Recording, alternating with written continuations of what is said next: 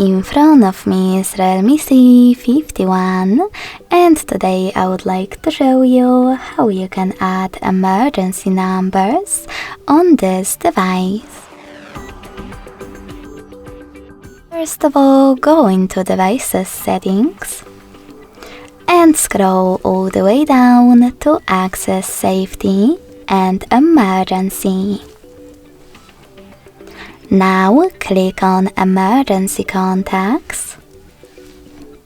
Select Add Contact and tap on the one that you wish to set up.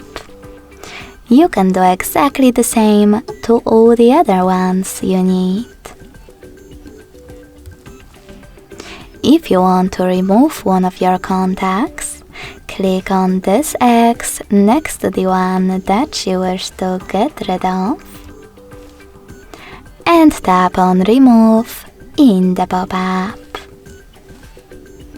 Thanks so much for watching. If you enjoyed this video, don't forget to leave a like, comment and subscribe. Bye!